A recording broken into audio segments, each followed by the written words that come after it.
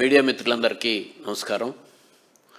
రబీలో ధాన్యం తర్వాత శనగ, మినుము ప్రధానమైన పంటలు. ఈ సంవత్సరం అయితే శనగ, మినుము కంటే కూడా వేరుశనగ, మొక్కజొన్న రెండో స్థానంలోకి వచ్చింది.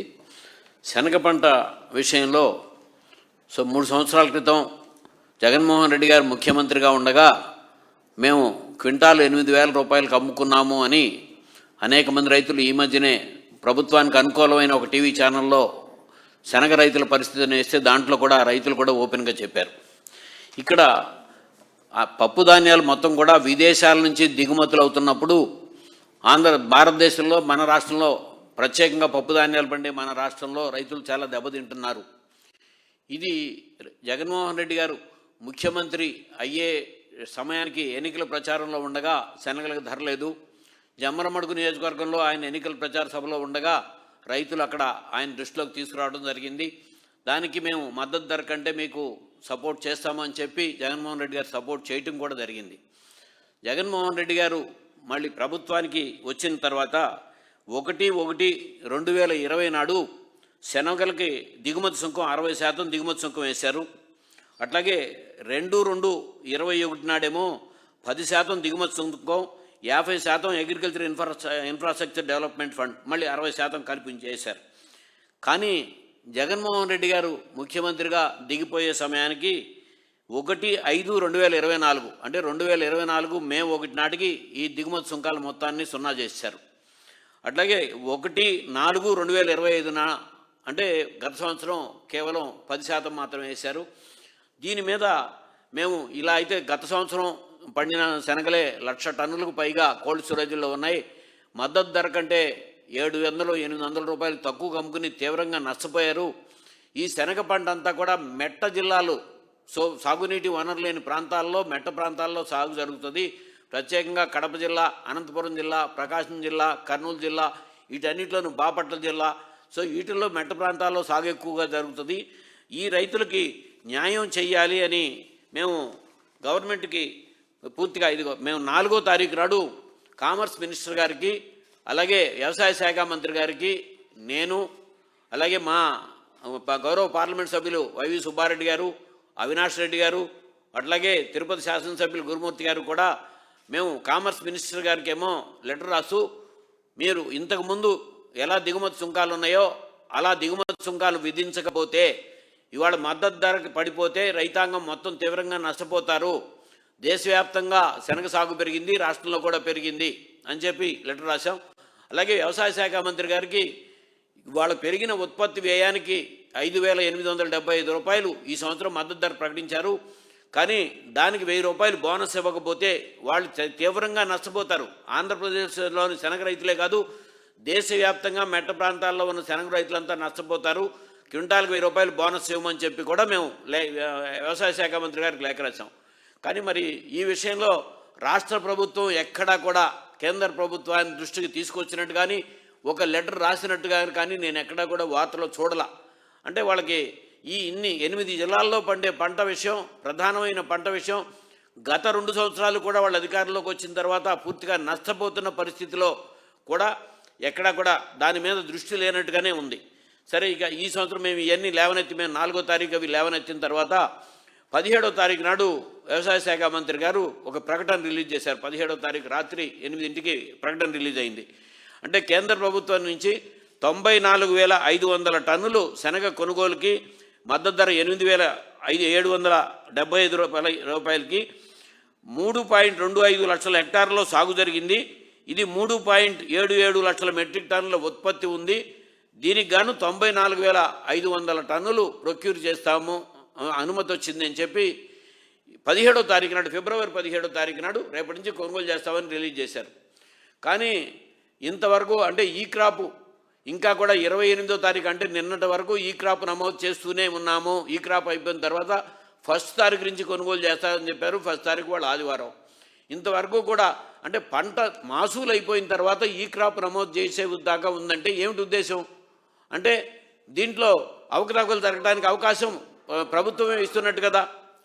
ప్రభుత్వం ఇచ్చే దాంట్లో ఇవాటికి కూడా ఇదిగో మీరు ప్రకటించిన తర్వాత నేను చెప్తుంది, ఇదిగో 28వ తారీఖు నాడు కర్నూలు వ్యవసాయ మార్కెట్ ఇది ప్రభుత్వ తరపున వచ్చిన ఒక మార్కెట్లోని షీట్. ఇది కర్నూలు వ్యవసాయ మార్కెట్లో నిన్న శనగల ధర మోడల్ ప్రైస్ 5,089 రూపాయలు క్వింటాల్. సో అదే ఆదోని వ్యవసాయ మార్కెట్లో మళ్ళీ 4,939 రూపాయలు. ఈ రెండు కూడా సో ఇది అఫీషియల్ కాపీస్ నేను చూపిస్తోంది. అంటే మనం చెప్పి ఏదో ప్రకటన చేసి ఏదో డ్రాగాన్ చేసి నిదానంగా ఎన్నో రోజుల తర్వాత దాన్ని పండిస్తాము అనే ఉద్దేశానికి తీసుకెళ్తే వాళ్ళు అసలు ఆ రైతాంగం ఏం కావాలి, ఎప్పుడుకి పంట పండించడం అవుతుంది, ఎప్పుడుకి ఇది అవుతుంది. మరలా ఇప్పుడు తీసుకుంటే ఆయన చెప్పిన పంట సాగు కంటే కూడా ఇవాళ ఇది 18వ తారీఖుకి 25వ తారీఖు నాటికి ఇది వీక్లీ రిపోర్టు, రాష్ట్ర ప్రభుత్వ వ్యవసాయ శాఖ విడుదల చేసే వీక్లీ రిపోర్ట్ ఇది. ఈ వీక్లీ రిపోర్ట్ ప్రకారం శనగ 3,72,000 హెక్టార్లలో సాగు జరిగింది. ప్లస్ ఇప్పుడు రిజిస్ట్రేషన్ దగ్గర కూడా ఎకరానికి 8 క్వింటాలు, కొన్ని చోట్ల 8.5 క్వింటాలు తీసుకుంటామని చెప్పి రిజిస్ట్రేషన్ చేస్తున్నారు. అంటే ఉత్పత్తి పెరిగింది. సో దీని ప్రకారం ఈ 3.72 లక్షల టన్నులకి ఎకరానికి 8 క్వింటాలే వేసుకుంటే కూడా 7 లక్షల టన్నుల పైగా రాష్ట్రంలో ఈ సంవత్సరం ఉత్పత్తి వస్తోంది. ఇది నాగిరెడ్డి చెప్తున్న డేటా కాదు, వైఎస్ఆర్సీపీ చెప్తున్న డేటా కాదు, రాష్ట్ర ప్రభుత్వ వ్యవసాయ శాఖ రిలీజ్ చేస్తున్న రిపోర్ట్ ఇది. సో అట్లాగే మీ ఈ క్రాప్ దాని ద్వారా నిన్న ఒక పత్రికలో కూడా వచ్చింది. సో బాపట్ల జిల్లాలో మీ ఈ క్రాప్కి వాస్తవమైన పంటకి తేడా ఉందని. అంటే 28వ తారీఖు నాటికి 25వ తారీఖు నాటిది. అంటే 28 దాకా ఈ క్రాప్ జరిగితే ఇంకా 28వ తారీఖు నాటికి ఇంకా సాగు పెరుగుతుంది, ఇంకా ఉత్పత్తి పెరుగుతుంది. ఇంత టైంలో గత 2 సంవత్సరాల నుంచి తీవ్రంగా శనగ రైతులు నష్టపోయి ఉంటే మరలా 3వ సంవత్సరం కూడా దాని మీద చర్య తీసుకున్నామని ప్రకటించింది కూడా ఇంతవరకు క్షేత్రస్థాయిలోకి ఇదిగో మీ ప్రకటనే నేను చెప్తోంది. మీ ప్రకటన ప్రకారమే ఇంతవరకు కొనుగోళ్ళు మొదలు పెట్టలేదు. నాకు తెలిసినంత వరకు 1వ తారీఖు నుంచి కొంటామంటున్నారు.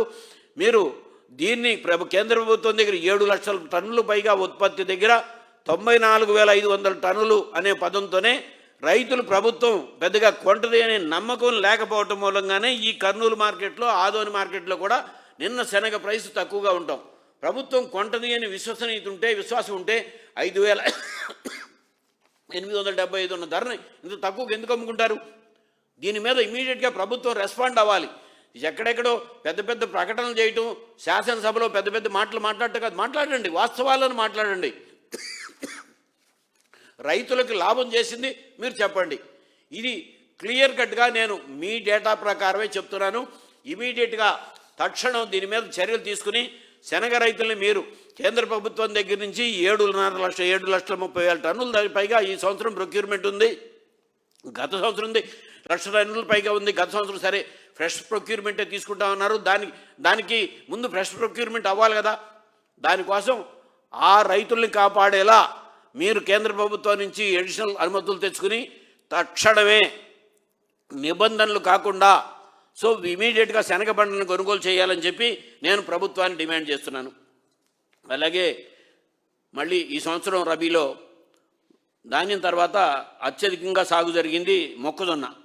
4,37,000 హెక్టార్లలో మొక్కజొన్న సాగు జరిగింది. అంటే దరిదాపుగా 4,37,000 హెక్టార్లు అంటే 10,80,000 ఎకరాలు. 10,80,000 ఎకరాల్లో మొక్కజొన్న సాగు జరిగింది. సో ఖరీఫ్లోనేమో 40% మొక్కజొన్న నంద్యాల జిల్లాలోనే సాగు జరుగుతుంది. ఇప్పుడు కూడా రాయలసీమ జిల్లాలోనే సాగునీటి వనరుల దగ్గర ఎక్కువగా మొక్కజొన్న తడులు కావాలి. అట్లాగే ఇక్కడ గుంటూరు జిల్లా, బాపట్ల జిల్లా, అట్లాగే నంద్యాల జిల్లా కేసీ కెనాల్ కింద కానీ ఎక్కడైనా కానీ సాగు జరుగుతుంది. గత ఖరీఫ్లో 2,400 మద్దతు ధర ఉంటే రైతులు అమ్ముకుంది 1,400 నుంచి 1,800. పక్కనున్న తెలంగాణ రాష్ట్రంలో వాళ్ళు 8 లక్షల టన్నులు మేము ప్రొక్యూర్ చేస్తాము, ప్రభుత్వ ధర 2,400 అని చెప్పి వాళ్ళు ప్రొక్యూర్ చేశారు. ఎన్ని లక్షల టన్నులు చేశారనేది డేటా మనకు తెలియదు. కానీ అసలు ఆంధ్రప్రదేశ్లో ఏమాత్రం కూడా ఆ వైపు చూడాల. రైతాంగం మొత్తం తీవ్రంగా నష్టానికి అమ్ముకున్నారు. మరలా ఇప్పుడు మళ్ళీ పంట మార్కెట్కి వచ్చే టైంలో మళ్ళీ నిన్న కర్నూలు మార్కెట్, ఆదోని మార్కెట్లో నా రిపోర్ట్లు మీకు చూపిస్తున్నాను. నిన్న కర్నూలు మార్కెట్లో మొక్కజొన్న మోడల్ ప్రైసు 1,589 రూపాయలు, కనిష్ట ధర 1,429 రూపాయలు, హయ్యెస్ట్ ధర 1659 రూపాయలు. సో దరిదాపుగా ఆదోని మార్కెట్లో కూడా అదే పరిస్థితి. అంటే 2400 క్వింటాలు ఉన్న ధరని మార్కెట్లో వాళ్ళ ఇంత తక్కువ ధరకి మార్కెట్ చూపిస్తూ ఉంటే దీని మీద యాక్షన్ ఏదైనా ప్రభుత్వం నుంచి అసలు యాక్షన్ ఉందా? ప్రభుత్వం ఈ రైతుల్ని కాపాడే ఉద్దేశం, కొనుగోలు చేసే ఉద్దేశం ఏమన్నా ఉందా? సో ఇంకోటి, మరి పొద్దున్నే చూశాను నేను, నిన్న చిత్తూరు జిల్లాలో బంతిపూలు రోడ్డు మీద పారబోసిన వీడియో ఒకళ్ళు ఫోటోలతో సహా పెట్టారు. నేను డీటెయిల్స్ పెట్టమంటే ఇవాళ సుమన్ టీవీలో అదే డీటెయిల్ వచ్చింది.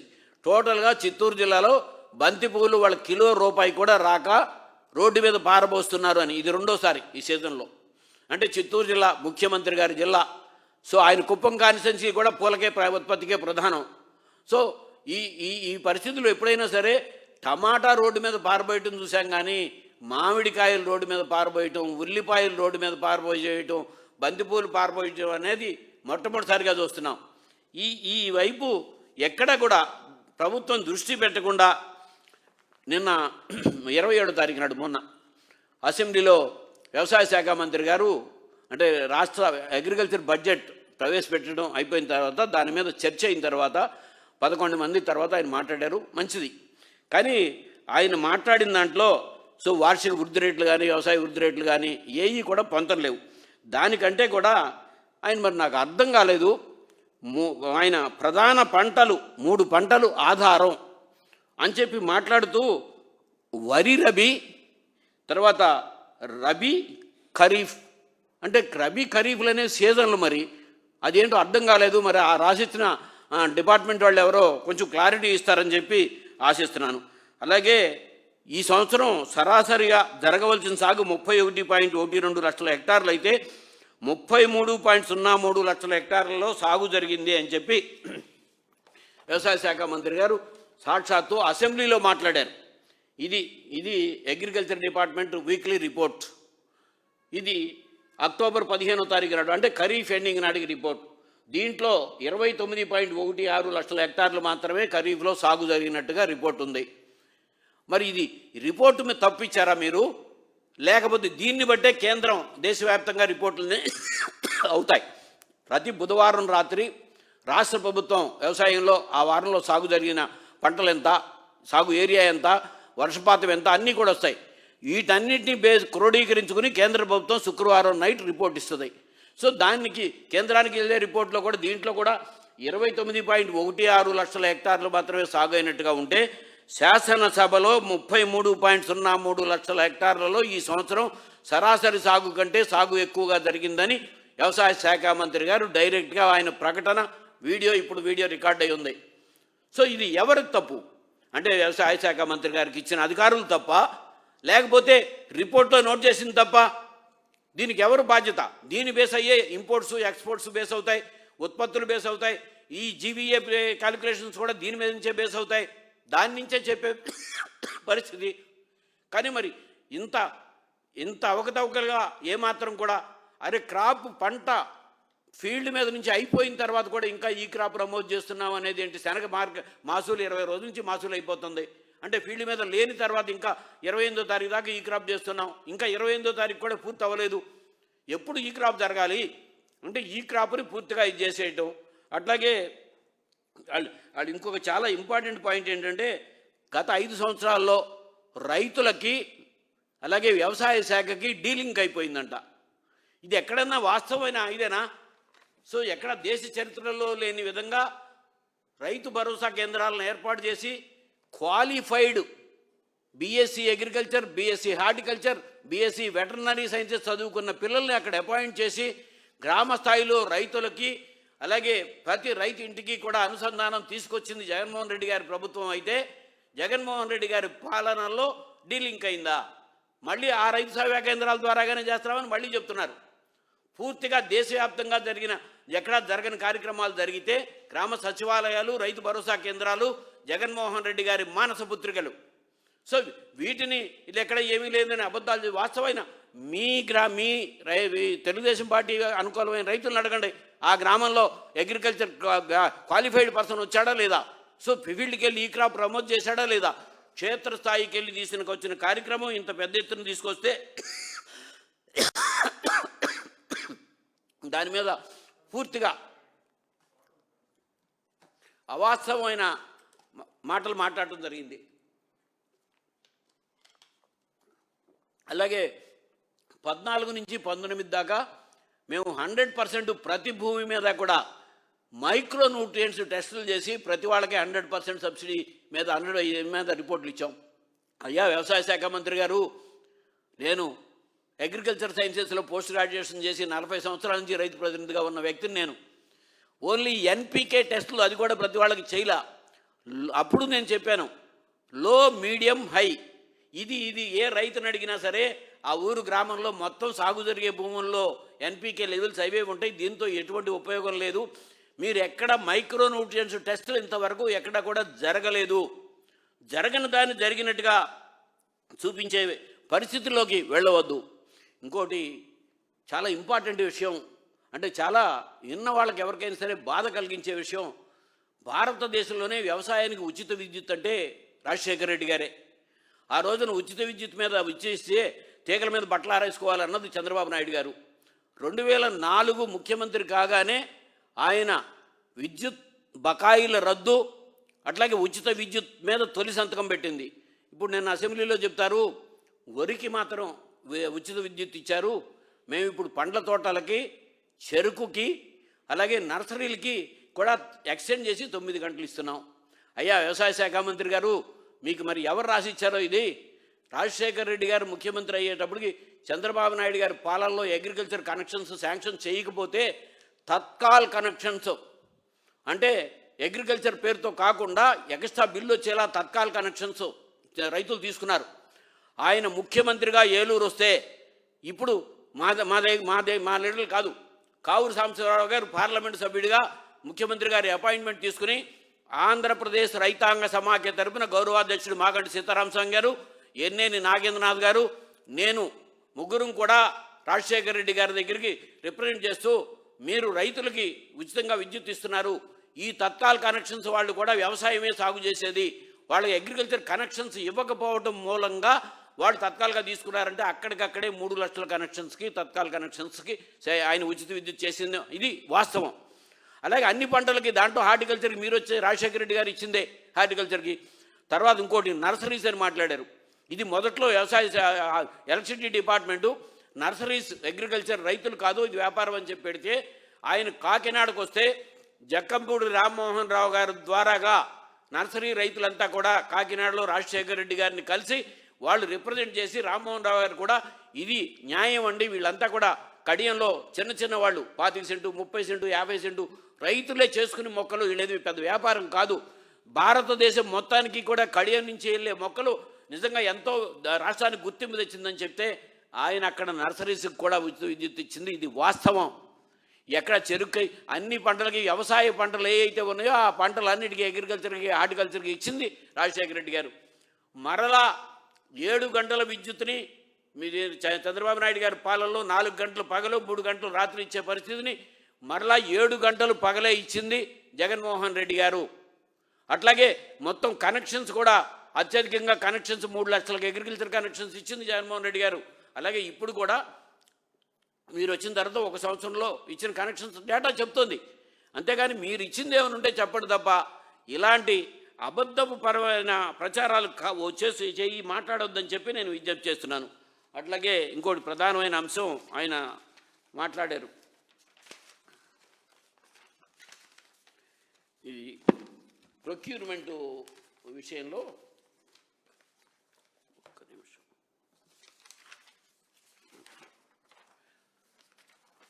జగన్మోహన్ రెడ్డి గారు 7,726 కోట్ల వ్యవసాయ ఉత్పత్తుల్ని, అంటే ధాన్యం కాకుండా మేము 5 ఏళ్లలో ప్రొక్యూర్ చేశాము, రైతుల దగ్గర నుంచి కొనుగోలు చేశాము, మీరు ఇంతవరకు సరైన ఆ విధిగా మీరు ఎక్కడ కూడా దృష్టి పెట్టలేదని మాట్లాడితే, ఆయన నిన్న మాట్లాడటం ఎక్కడా కూడా, అంటే వ్యవసాయ ఉత్పత్తులు గత ప్రభుత్వంలో ఎక్కడా కూడా ప్రొక్యూర్ చేయలేదు అని చెప్పి మాట్లాడారు. ఇది సమాచార చట్టం కింద మేము ఈ ప్రభుత్వాన్ని అడిగి తీసుకుంది. సో ఈ ప్రభుత్వం దగ్గర 27/1/2026 వరకు మాకు వచ్చింది కేవలం 788 కోట్ల రూపాయల ఉత్పత్తులు మాత్రమే వీళ్ళు ఇప్పుడు ప్రొక్యూర్ చేశారు. అంటే బెంగాల్ గ్రామ్ 89, 176 క్వింటాళ్ళు, మినువులు 95 క్వింటాళ్ళు, శనగలు పెసలు 6000 క్వింటాళ్ళు, కందులు 78,000 క్వింటాళ్ళు, పత్తి 19,763 క్వింటాళ్ళు కలిపి 1,04,215 క్వింటాళ్ళు, 788 కోట్ల రూపాయలు. కానీ 7,726 కోట్ల రూపాయలు వ్యవసాయ ఉత్పత్తులు. దీంట్లో మొక్కజొన్న 3 సంవత్సరాలు కొన్నాం, జొన్నలు 3 సంవత్సరాలు కొన్నాం, పసుపు 2 సంవత్సరాలు కొన్నాం, వేరుశెనగ 2 సంవత్సరాలు కొన్నాం, సజ్జలు సంవత్సరం కొన్నాం, పొగాకు మొట్టమొదట మీరే కొన్నారని కాదు, పొగాకు కొనుగోలు చేసింది జగన్మోహన్ రెడ్డి గారి టైంలో మొట్టమొదటిగా. ఇది కూడా మీ దగ్గర డేటా ఉంది, చూసుకోండి. దాని మీద కాకుండా మాట్లాడటం. అలాగే ఇంకోటి ప్రధానమైన అంశంలో మెకనైజేషన్ విషయంలో చిన్న యంత్రాలకు కూడా జగన్మోహన్ రెడ్డి గారి టైంలో ఎక్కడా కూడా అసలు ₹1 ఒక్క చిన్న యంత్రానికి కూడా ఇవ్వలేదు. మేము గత సంవత్సరం ఏమో 61 కోట్లు 50% సబ్సిడీ మీద యంత్రాలు ఇచ్చారు. 61 కోట్లు అడిచామని చెప్పింది. కానీ జగన్మోహన్ రెడ్డి గారి టైంలో మొత్తం ఫామ్ మెకనైజేషన్కి 1,152 కోట్ల రూపాయల యంత్రాలు 5 సంవత్సరాల్లో ఇవ్వటం జరిగింది. ఇది మీ దగ్గర డేటా ఉంది, వ్యవసాయ శాఖ దగ్గర చూసుకోండి ఈ డేటాని. సో అట్లాగే మేము న్యాచురల్ ఇన్పుట్ సబ్సిడీ 3,261 కోట్లు ఇన్పుట్ సబ్సిడీ ఇవ్వటం జరిగింది. సున్నా వడ్డీ రుణాలు 2,050 కోట్లు సున్నా వడ్డీ రుణాలు ఇవ్వటం జరిగింది. ఈ 20 నెలల్లో మీరు ఒక సున్నా వడ్డీ రుణాలు ఇవ్వలేదు.